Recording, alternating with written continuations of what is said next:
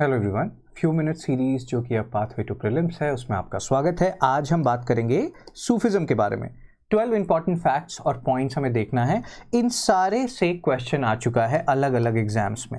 कुछ जो हम फैक्ट्स और पॉइंट्स देखेंगे उसमें तो मैं आपको एग्जाम का नाम भी बता दूंगा कि जैसे मान लीजिए CDS में 2021 में ये वाले फैक्ट से डायरेक्ट क्वेश्चन आया हुआ है, सारे से आए हुए हैं। और ये जो 12 फैक्ट और पॉइंट्स हम पढ़ेंगे इसको आपको भूलना नहीं है, चाहे कुछ भी भूल जाए आप सूफिज्म में, इन 12 पॉइंट्स को याद रखना है। उससे पहले अगर आप उन स्टूडेंट्स में से हैं, आपको लग रहा है कि सर मेरा ना प्रीलिम्स फंस रहा है बार बार, मेंस में इशू नहीं है, बाकी जगह इशू नहीं है, प्रीलिम्स बहुत बड़ा इशू है, वही फर्स्ट हर्डल है, वही क्रॉस नहीं हो पा रहा है बार बार, तो आप हमारा प्रीलिम्स क्रैश कोर्स ले सकते हैं। ये अक्टूबर के लास्ट वीक से स्टार्ट हो रहा है। बिल्कुल लें, आपको फायदा बिल्कुल होगा।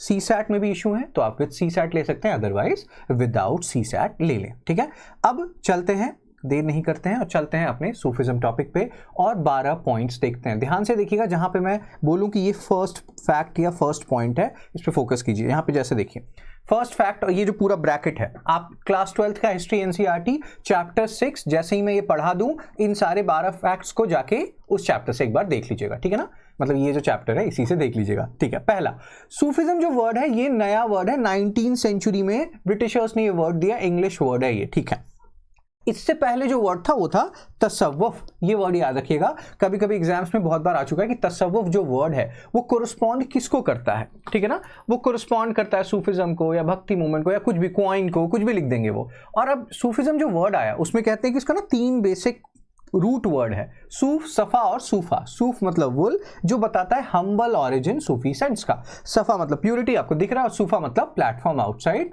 Profits mask. तो ना ये जो आपको ब्रैकेट दिखा, रेक्टेंगुलर ब्रैकेट जो दिखा, ये हमारा फर्स्ट फैक्ट और पॉइंट था। इसको ध्यान रखना है, इस पर बहुत क्वेश्चन बहुत एग्जाम में बन चुके हैं। मेंस में आपके लिए अच्छा फॉर्डर भी है, लेकिन उससे ज्यादा इंपॉर्टेंट है ये प्रीलिम्स के लिए। फर्स्ट पॉइंट हो गया, सेकंड पे आते हैं। अब देखिए, ये जो सूफी मूवमेंट या सूफिज्म आया, ये क्यों आया? Against growing materialism. ये मटीरियलिज्म हर एक धर्म में कहीं ना कहीं थोड़ा बहुत आपको दिखता है बढ़ता हुआ।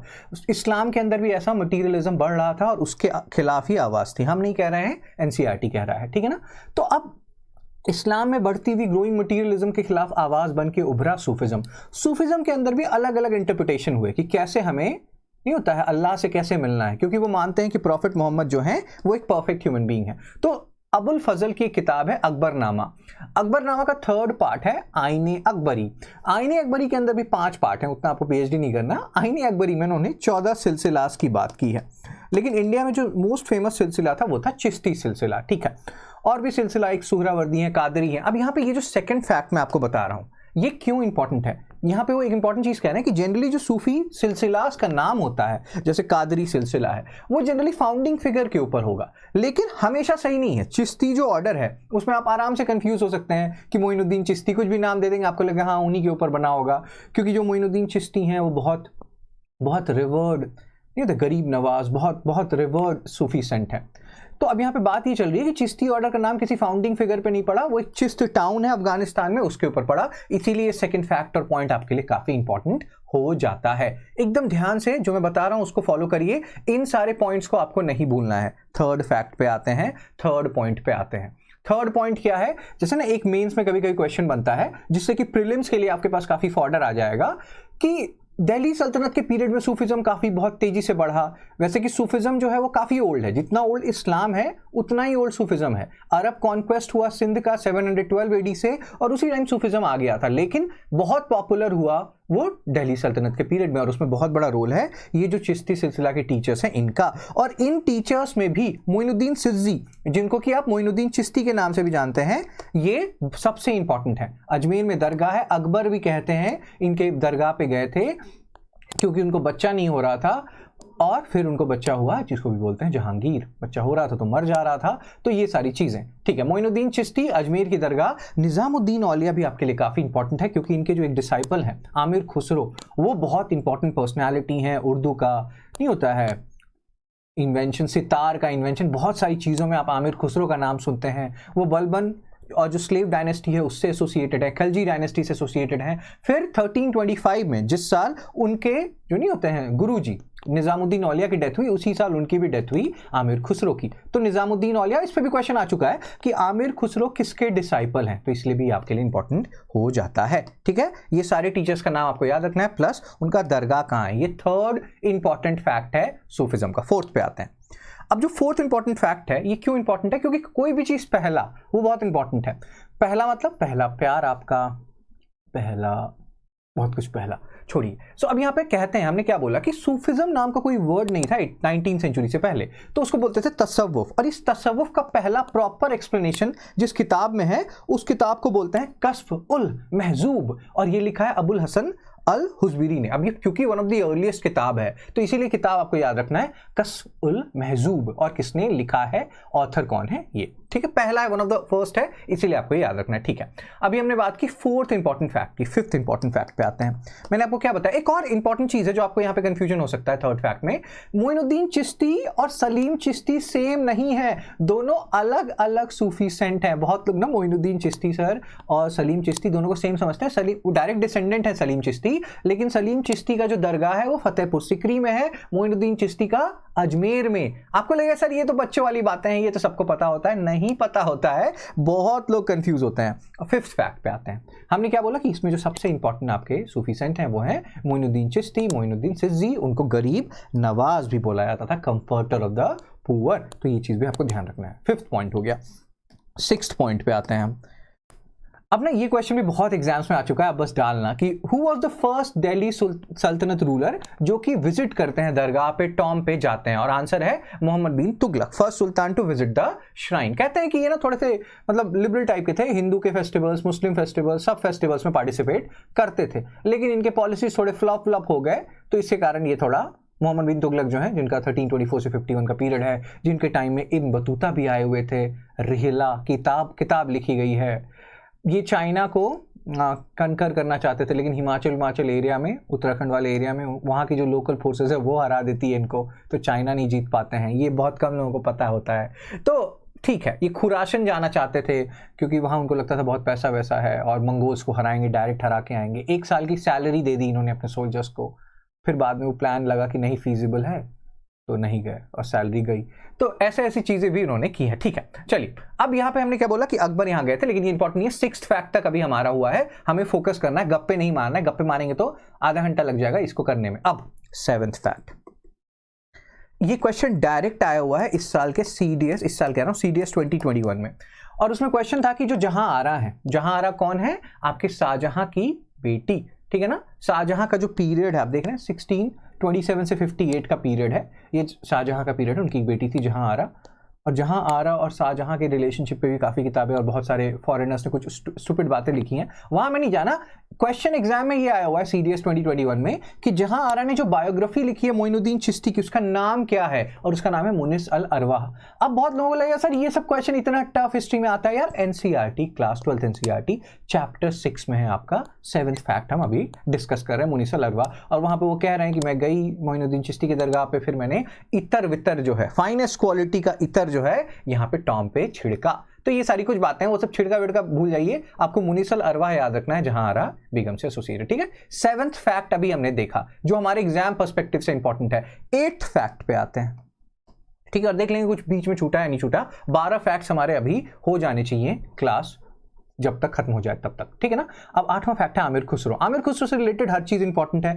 सितार का इन्वेंशन इन्होंने किया, एटलीस्ट कहा जाता है इन्होंने किया। उर्दू, कव्वाली, बहुत सारी चीजें नहीं होता है, इनको एट्रीब्यूट की जाती है, और ये डिसाइपल किसके हैं, निजामुद्दीन औलिया के। तो ये चीज भी आपको ध्यान रखनी है, ये 8वां इंपॉर्टेंट फैक्ट है आपके लिए। ठीक है, आगे चलते हैं। ये थोड़ी फैक्चुअल इन्फॉर्मेशन है, उसको पढ़ना है तो पढ़ना है, आप क्या कर सकते हैं आप उसमें।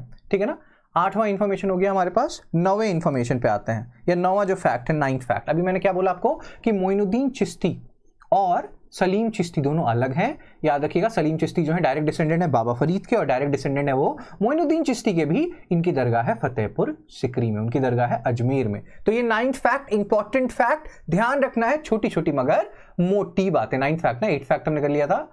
ठीक है ना, ये हमें नोट करना जरूरी है, ये सारी बातें बहुत इंपॉर्टेंट है। चलिए अब आगे चलते हैं, और 1 सेकंड रुकिएगा, ये 9th फैक्ट पर कुछ चीजें हमारी और छूटी हैं। उसको देख लेते हैं। ये 10th फैक्ट है, इसको भी एक बार देख लीजिए। एक दो फैक्ट्स हमारा छूटा है, उसको भी हम देख लेते हैं। कुछ ना वर्ड्स होते हैं, कुछ टर्म्स होते हैं, जैसे कि ये टर्म है औकफ। औकफ क्या है? Charitable trust. और एक टैक्स फ्री लैंड है, उसको बोलते हैं इनाम। फिर ना एक और लैंड होता है, उसको बोलते हैं खलीसा। ठीक है, खलीसा क्या होता है? टैक्स फ्री लैंड हो गया इनाम, खलीसा क्या हो गया? Crown land. कि अगर बहुत सारे फर्टाइल लैंड्स होते थे तो उसको क्राउन लैंड में कन्वर्ट कर दिया जाता था, उसको बोलते थे खलीसा। ठीक है, तो ये वर्ड्स याद रखिएगा, औकफ, इनाम। 10वां पॉइंट था ये। अभी हम और कुछ बातें देख लेते हैं। कौन सा पॉइंट हमारा छूटा है? आइडियली एक हमारा पॉइंट शायद कहीं छूटा है। ठीक है,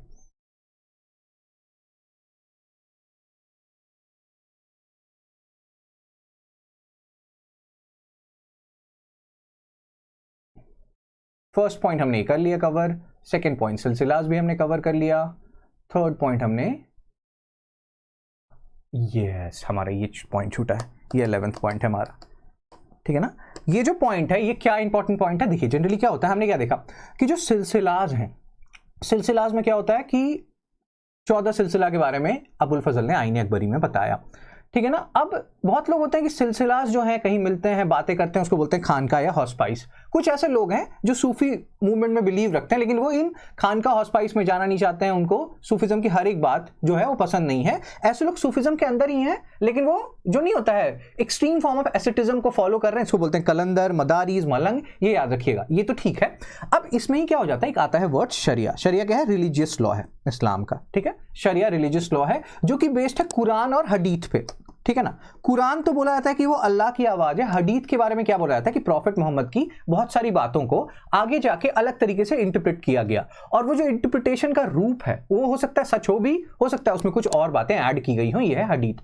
तो जो कुरान और हदीथ पे जो बेस्ड है रिलीजियस लॉ, उसको बोलते हैं शरिया। और मुस्लिम लोगों के बारे में कहा जाता है कि वो शरिया को जनरली फॉलो करते हैं। जो लोग शरिया को फॉलो करेंगे वो कहेंगे बाशरिया, कहलाएंगे बाशरिया, और जो नहीं फॉलो करेंगे वो कहलाएंगे बेशरिया। ये हो गया 11th पॉइंट। ठीक है ना। आइडियली 11th फैक्ट अभी हमने डिस्कस किया है। अब हम डिस्कस करते हैं लास्ट फैक्ट जो कि हमारा 12th फैक्ट। ये सारे फैक्ट्स को याद रखिए, जिस भी ऑर्डर में आपको याद रखना है, that is not important. The point here is कि आपको ये फैक्ट्स याद रहने चाहिए। ठीक है ना।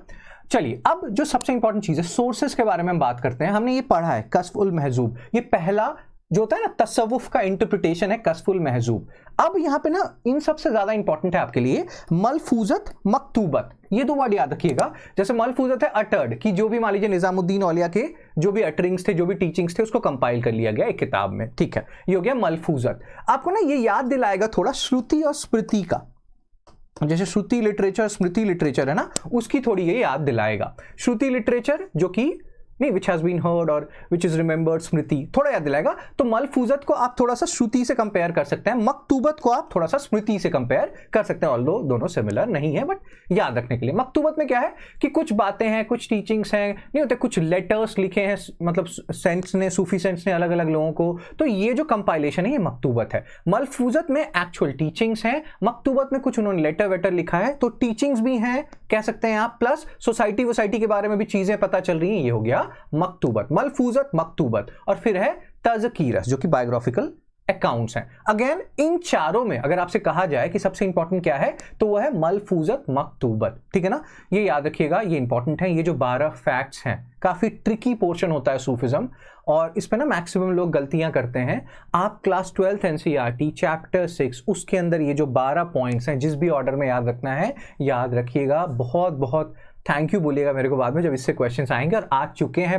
हर एक पॉइंट को आप लिखिएगा गूगल पे, आपको क्वेश्चन मिल जाएगा 50 एग्जाम में जो पूछे गए हैं इस पे, और एनसीईआरटी उनका सोर्स है। तो एनसीईआरटी को आप इग्नोर नहीं कर सकते हैं। हमारा एनसीईआरटी का कोर्स भी चल रहा है, अगर आप उसको लेना चाहें चैप्टर बाय चैप्टर हमने चीजें वहां पे कवर की हैं, वो भी आप ले सकते हैं। मैंने 6 से लेके 12th तक का, मतलब 11 चैप्टर कवर कर दिया। मेरे एक चैप्टर बचा है 6 से 12th, हर एक चैप्टर, मतलब जैसे ये चैप्टर है इसको 2 पार्ट्स में हमने तोड़ा था क्योंकि चैप्टर काफ़ी बड़ा है, तो इस तरीके से 11th जो है वो गांधीयन एरा पे बेस्ड है, उसका पार्ट 1 हो गया, अभी पार्ट 2 करना है मेरे को, फिर 12th चैप्टर जो है क्लास 12th एनसीईआरटी का वो करना है। तो अगेन अगर आप कोर्स लेना चाहें, हिस्ट्री एनसीईआरटी का कोर्स हमारा, या हिस्ट्री एनसीईआरटी का पूरा एनसीईआरटी का कोर्स लेना चाहें आप ले सकते हैं, जिसमें दूसरे सब्जेक्ट्स भी इंक्लूडेड है। ठीक है, सो दैट्स इट। होपफुली ये वीडियो आपको हेल्प करेगा। आराम से पेशेंट होके इस वीडियो को देखिएगा, 2-3 बार देखिएगा, 3-4 बार देखिएगा सारे पॉइंट्स पे। जो मतलब ये होता है ना, हम लोग 10 बार चीज़ें पढ़ते हैं, 10 बार पढ़ाते हैं, तब जाके ये पॉइंट्स निकालते हैं जो बहुत इंपॉर्टेंट होते हैं आपके लिए। तो होपफुली ये आपको हेल्प करेगा। That's it, take care, be blessed, see you soon.